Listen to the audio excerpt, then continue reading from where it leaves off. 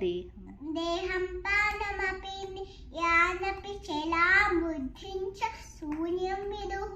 श्रीबालान्त जडोपमा स्वाहमिति भान्त उषं नारिणः मायाशक्ति विलासकल्पित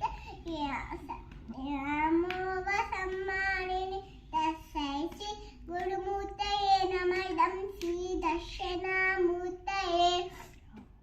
राहुलग्रस्त दिवाकरलेन्द्र सदृशो माया समाचानद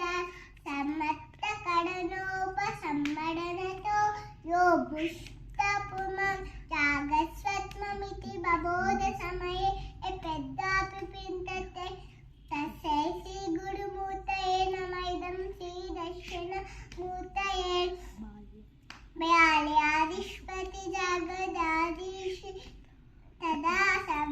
सर्वस्वस्तास्वपि व्यावृत्तास्वनुमर्तमान अहमित्यन्तं स्फुरन्तं सदा स्वात्मानं वेदपि करोपि यो भजता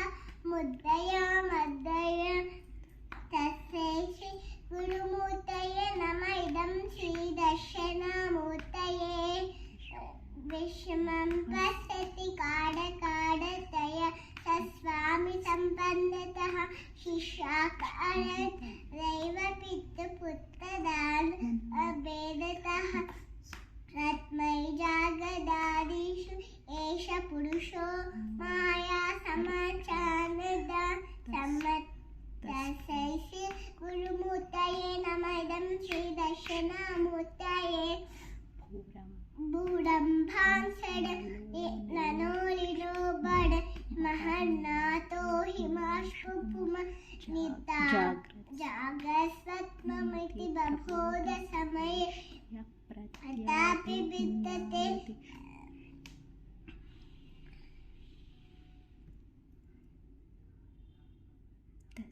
तस्यै श्री गुरुमूर्तये नमः इदं श्रीदर्शनामूर्तये सर्वात्मत्वमिति स्फटिकृतमिदं यस्मादमुष्मिंस्तवे तेनास्य श्रवणार्थमनुनाद्यनाच संकीर्तनात् सर्वात्मत्महाविभूतिसहितं स्वादिस्वरत्वं स्वतः सिद्धेत पुनराष्टता परिणतं चैश्वर्यमव्याहतम्।